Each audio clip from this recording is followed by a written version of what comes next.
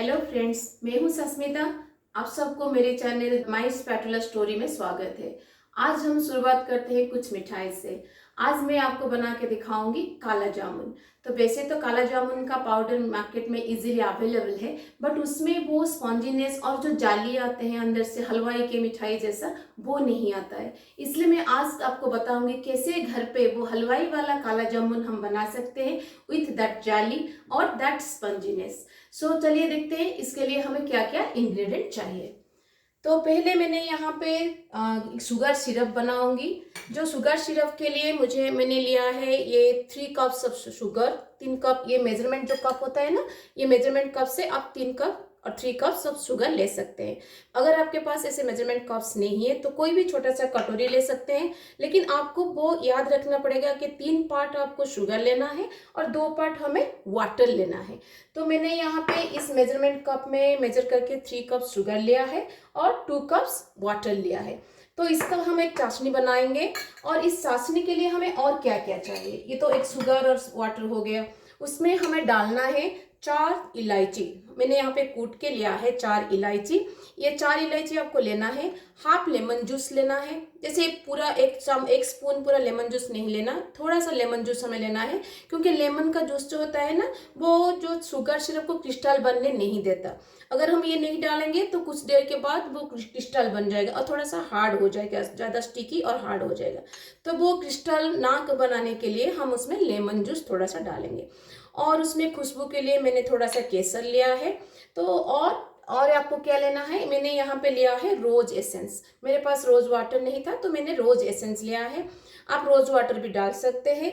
Rose water और रोज essence ये तो ऑप्शनल है, ये कोई जरूरी नहीं है, लेकिन ये क्या करता है कि हमारे स्वीट को हमारे थोड़ा सा खुशबू देता है। तो उसमें जो अरोमा आता है वो उस रोज वाटर से आता है। तो रोज वाटर अगर आपके पास है तो आप 1 टेबल स्पून डाल सकते हैं। नहीं तो ये रोज एसेंस जो बहुत ही स्ट्रॉन्ग एसेंस है, तो इसलिए मैं इसमें 2-3 ड्रॉप्स डालूं। चाशनी बनाने के लिए मैंने यहाँ पे कढ़ाई बैठा दिया है गैस पर। कढ़ाई में मैंने जैसे मैंने आपको बताया कि मैंने 3 कप शुगर लिया है। उस 3 कप शुगर में मैं यहाँ पे 2 कप वाटर डाल दूंगी। देखिए 2 कप वाटर मैंने डाल दिया। तो इस चाशनी को हमें मोटा चाशनी नहीं बनाना है और यह तार वाला चाशनी नहीं बनाना है, बस हमें एक स्टिकी सा चाशनी बनाना है जो हाथ को थोड़ा सा स्टिकी सा लगे, बस उतना। अगर ज़्यादा आप तार बना देंगे, तार वाला चाशनी बना देंगे, तो वो क्या होगा कि वो काला जामुन को हार्ड बना देगा। हमें बस उस एक सिरप बनाना है, एक सॉफ्ट सा और सिल्की सा एक सिरप बनाना है। तो इसलिए हम ज़्यादा टाइम इसको गर्म नहीं करेंगे। तो इसमें हम क्या क्या डालेंगे, इसमें हम डालेंगे 4 इलायची, खुशबू के लिए 4 इलायची डालेंगे। और जैसे मैंने कहा हाफ टेबल स्पून आपको लेमन डालना है। ठीक है, ज़्यादा नहीं डालना है, हाफ टेबल स्पून लेमन आपको डालना है।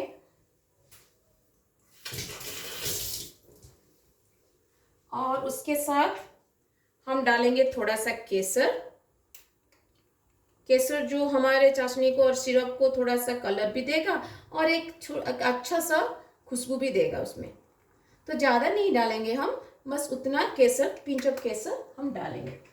और उसमें हम डालेंगे 2-3 ड्रॉप्स, जैसे मैंने आपको कहा था, ज़्यादा रोज एसेंस नहीं, थोड़ा सा रोज एसेंस डालेंगे। तो 2-3 ड्रॉप्स काफ़ी है। बस हो गया हमारा चाशनी। तो इस चाशनी को हम तब तक पकाएंगे जब तक ये शुगर कम्प्लीटली सिरप नहीं हो जाता और कम्प्लीटली वाटर के साथ मिल नहीं जाता। लेकिन याद रखिए, मैं आपको फिर से बता रही हूँ, उसमें तार नहीं आनी चाहिए। चलिए, जब तक ये बनता है मैं आपको बताती हूँ कि हम जो गुलाब जामुन बनाएंगे उसके लिए हमें एक डो प्रिपेयर करना है। तो उस डो के लिए हमें क्या क्या इंग्रेडिएंट चाहिए। तो डो के लिए मैंने यहाँ पे लिया है खोआ। ये खोआ मैंने मार्केट में इजीली तो मिल जाता है, लेकिन गुलाब जामुन के लिए एक स्पेशल खोआ मिलता है जिसे हम हरियाली खोआ बोलते हैं। अगर आप दुकान में जाके पूछेंगे कि मुझे खोआ चाहिए गुलाब जामुन के लिए, तो आपको मिल जाएगा। और इस खोए में भी बहुत अच्छा, मैंने 2 बार बनाया है उससे पहले, और वो भी पूरा हलवाई जैसा गुलाब जामुन बनता है। तो मैंने यहाँ पे 250 ग्राम खोआ लिया है। आपको ये जो मेजरमेंट मैं बता रही हूँ आप इसको नोट डाउन कर दीजिए, क्योंकि ये मेजरमेंट बहुत इंपॉर्टेंट है। अगर ये इधर उधर थोड़ा सा हुआ तो आपका गुलाब जामुन जब आप फ्राई करेंगे वो फट सकता है, इसीलिए आपको ये मेजरमेंट नोट डाउन कर लेना चाहिए। फिर उसमें हमें चाहिए छेना, जो मैं अभी फ्रेश छेना हमें चाहिए। मैंने बनाया नहीं, आपके साथ में बनाऊंगी। फ्रेश छेना के लिए मैंने 1/2 लीटर दूध लिया है, वो क्रीम वाला लिया है, तो इससे अच्छा सॉफ्ट सा छेना बनेगा। तो ये हम छेना बनाएंगे। और उसमें चाहिए हमें मैदा। मैदा मैंने लिया है 3 टेबलस्पून लिया है। और ये मैदा थोड़ा कम ज़्यादा हो सकता है, क्यों वो डिपेंड करता है कि हमारा खोआ कितना मॉइस्चर पकड़ता है। तो अगर इसमें ज़्यादा मॉइस्चर है तो हमें थोड़ा सा ज़्यादा चाहिए, अगर ये लेस मॉइस्चर है तो इसमें हमें थोड़ा कम मैदा जरूरत पड़ेगा। इसलिए मैंने 3 टेबलस्पून लिया है। और कैसे आपको ज़्यादा और कम जब पता चलेगा, मैं जब आपको डो बनाऊंगी तब बता दूंगी। और मैंने यहाँ पे 1 टेबलस्पून लिया है सूजी। ओके, तो ये सूजी क्या करेगा कि स्पॉन्जीनेस में आपको हेल्प करेगा। 1 टेबलस्पून मैंने लिया है शुगर, ये थोड़ा स्वीटनेस देगा। और मैंने यहाँ पे लिया है 1/4 टीस्पून ऑफ बेकिंग पाउडर।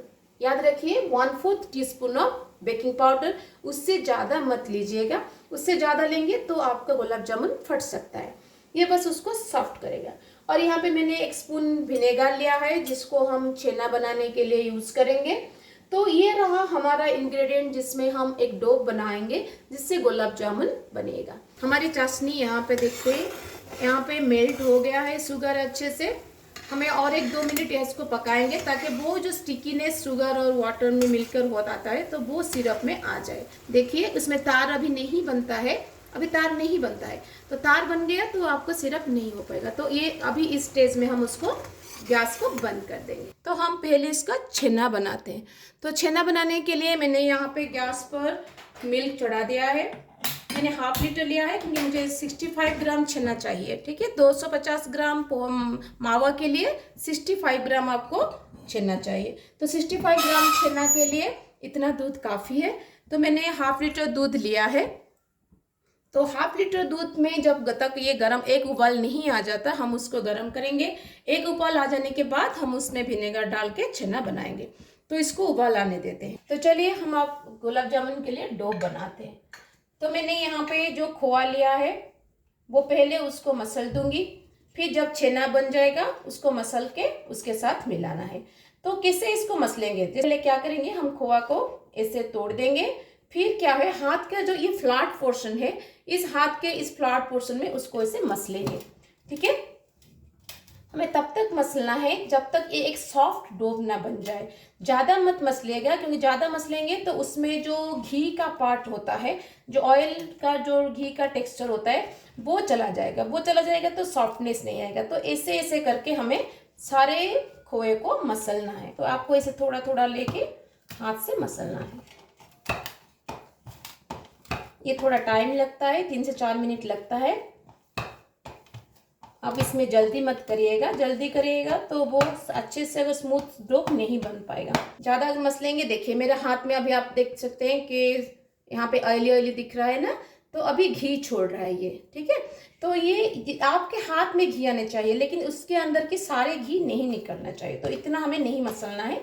जैसे मेरा अभी बन गया, तो अभी ये मैं इसे रख दूंगी। देखिए मैंने यहाँ पे दूध चढ़ाया था, जब मैं वो खोए का डो बना रही थी तभी मैंने आपको दिखाया था ना, ये दूध मैंने चढ़ाया था।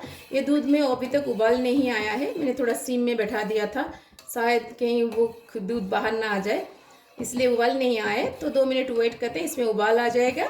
फिर हम उसमें विनेगर डाल के उसका छेना बनाएंगे।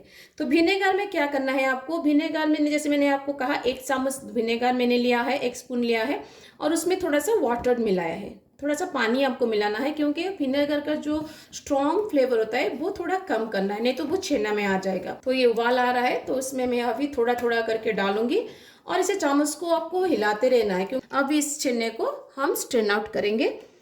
तो इसका पानी हम निकाल देंगे और छेने को अलग कर देंगे। जितना पानी इससे कम रहेगा तो हमारे गुलाब जामुन में उतना कम मॉइस्चर रहेगा। तो मैं यहाँ पे छेना देखिए हमारा यहाँ छेना बन गया है। तो मैं इसको ठंडा कर दूंगी, थोड़ा सा कूल डाउन करना है हमें से। हमें लेना है 65 ग्राम ऑफ छेना, हमें 65 ग्राम मेजर करके लेना है। तो मैं ये मेजरमेंट स्केल लिया है। अगर आपके पास मेजरिंग स्केल नहीं है, आपके घर पे नहीं है, तो आप क्या करेंगे, तो देखिए हो गया 65 ग्राम।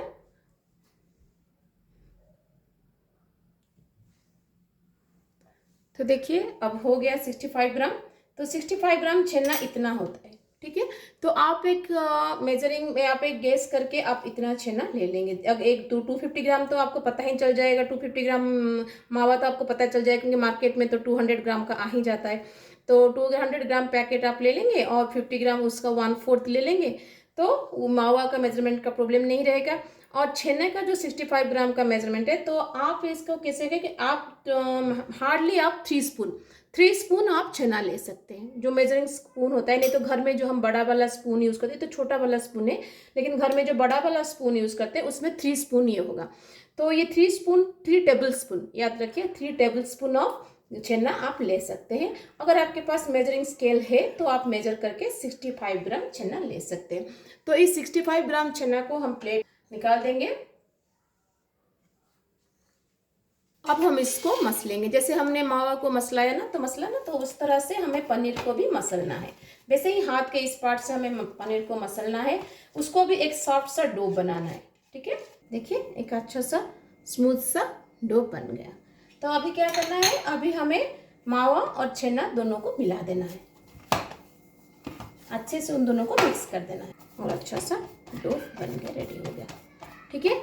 तो हम इस डो को अभी साइड में रखेंगे। चलिए देखिए एक अच्छा सा डो बन गया। अब इस डो को हम साइड में रखेंगे और इसको क्या करना है, अभी इसको फ्लैट कर देना है, ऐसे फ्लैट करना है। क्यों फ्लैट करना है, क्योंकि हमें इसके अंदर दूसरे इंग्रेडिएंट डालना है। जैसे मैंने आपको कहा था, मैंने 3 टेबल स्पून ऑफ मैदा लिया है, तो ये 3 टेबल स्पून ऑफ मैदा जो है, तो इसको हम थोड़ा थोड़ा करके डालेंगे, एक साथ में नहीं डालेंगे। तो थोड़ा थोड़ा करके हम इसको डालेंगे, मिक्स करेंगे। फिर इसमें हम डाल देंगे शुगर, जो मैंने 1 स्पून शुगर, पाउडर शुगर लिया था, तो 1 स्पून शुगर आप ले सकते। और यहाँ पे मैंने 1 टेबल स्पून सूजी डाल दिया। अब इन सबको मिलाना है। मैंने मैदा 1 स्पून ही डाला था, अभी 1 स्पून की जरूरत है। तो मैंने आपको पहले बताया था कैसे पता चलेगा कि हमें और मैदा चाहिए, कि जब तक ये एक बाइंड नहीं हो सकता हमारे हाथ में, अगर ये आके डो पर एक बाइंड नहीं बनता, तब तक हमें इस मैदे को डालना है। इसलिए थोड़ा थोड़ा करके डालिए, मैक्सिमम 3 स्पून चाहिए, उससे ज़्यादा मत डालिए। अभी भी मेरा लग रहा है, तो मुझे और एक थोड़ा डालना है। और मैं यहाँ पे डाल दूंगी, हमने जो बेकिंग पाउडर रखा था ना, वो बेकिंग पाउडर। यहाँ पे मसलना नहीं है, बस जैसे हम आटा गूंथते हैं ना रोटी के लिए, वैसे बनाना है, मसलना नहीं है यहाँ पे, ठीक है, ठीक है। अब हमारा डो रेडी है। तो अब क्या करेंगे, हम इस डो को 5-10 मिनट के लिए रेस्ट देंगे। देखिए मैंने यहाँ पे गीला कपड़ा लिया है और इसको कवर करके 10 मिनट के लिए छोड़ दूंगी। चलिए अभी 5 मिनट मेरा हो गया है, अब निकाल देंगे इस कपड़े को।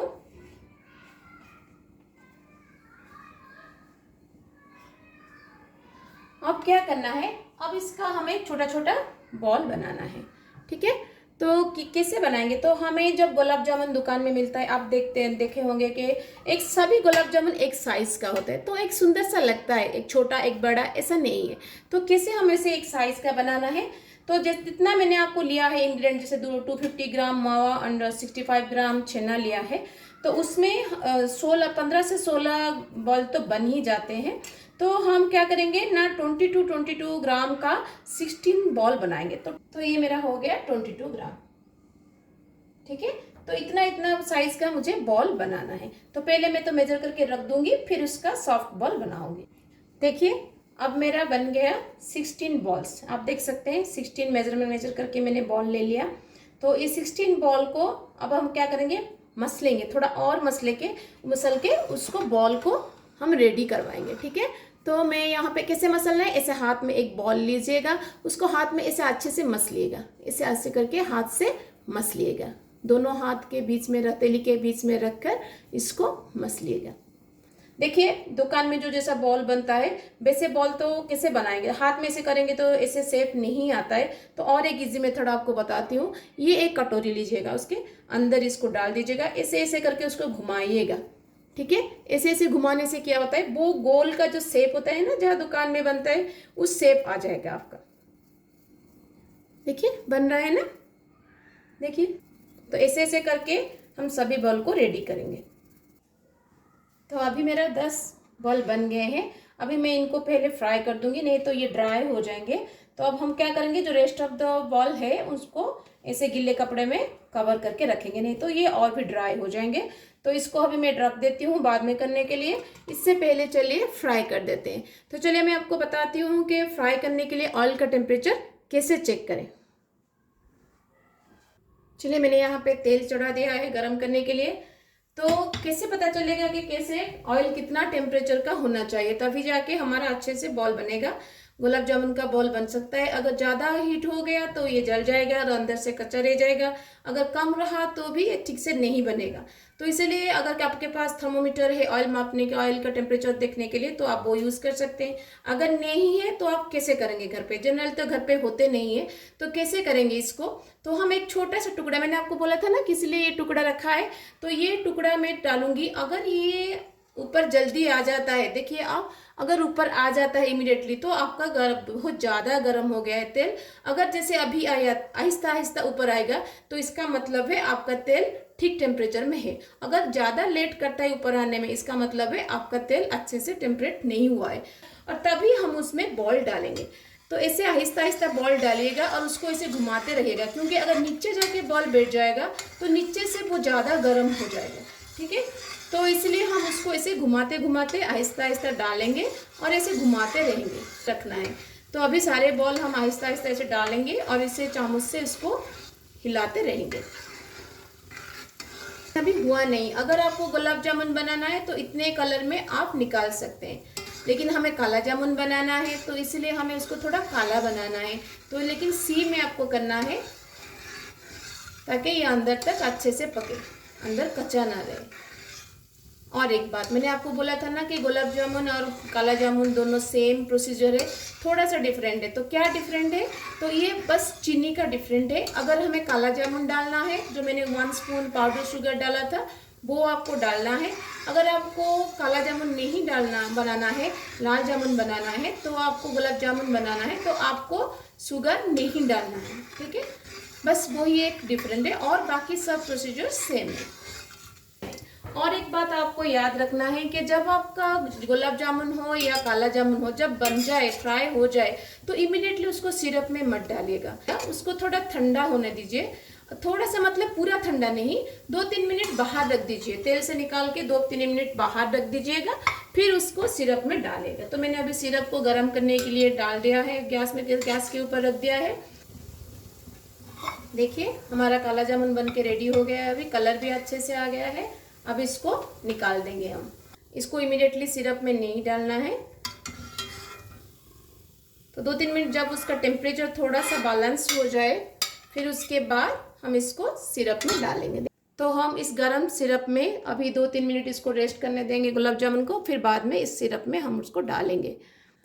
तो अभी 3-4 मिनट हो गया है। अब देखिए हमारा बॉल कितने से अच्छे से बन के रेडी हो गया है। आप देख सकते हैं एक भी क्रैक इसमें नहीं है और कलर भी कितने अच्छे से आया है। तो अभी इसको हम सिरप में डाल देंगे। तो एक एक करके हम इसको सिरप में डालेंगे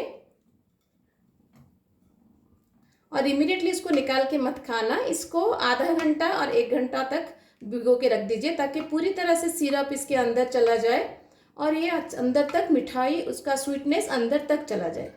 और इसको 1 घंटे के लिए सिरप में रेस्ट होने देते हैं। देखिए 1 घंटे के बाद मैंने प्लेटिंग कर दिया है गुलाब जामुन का। आप इस तरह का प्लेटिंग कर सकते हैं। मैंने ऊपर, उसके ऊपर सिल्वर पेपर लगाया है, थोड़ा सा दुकान जैसे लगे, तो इसलिए मैंने इसे इस तरह सा गार्निश किया है। आप इसको बनाइए। मैं आपको एक तोड़ के दिखाती हूँ अंदर का टेक्सचर कैसा बना है। देखिए पूरा जालीदार है ना, आपको दिख रहा है ना। तो पूरा जैसे दुकान में बनता है, जैसे अंदर का स्पॉन्जीनेस भी देखिए, अंदर स्पॉन्जीनेस भी है। ऐसे पूरा नहीं है कि जैसे आपको स्टिकी स्टिकी सा लगे, ऐसा नहीं है। पूरा अंदर जाली जाली बना हुआ है और पूरा सिरप भी अंदर तक भी पूरा गया है। तो आप इस तरह से बनाइए और खुद भी खाइए, सबको खिलाइए। ये बहुत टेस्टी बनता है, बिल्कुल दुकान के जैसा लगता है। ऐसा नहीं लगता कि हमने घर पे बनाया है। और उसका टेक्सचर, उसका टेस्ट पूरा दुकान के जैसा लगता है। अगर आपको मेरी वीडियो पसंद आई या कुछ हेल्पफुल लगी तो लाइक शेयर जरूर कीजिएगा। मेरे साथ जुड़े रहने के लिए और एक अच्छी अच्छी रेसिपी के लिए मेरे चैनल को जरूर सब्सक्राइब कीजिएगा। मिलते हैं और एक अच्छी रेसिपी के साथ, तब तक के लिए bye bye, have a good day.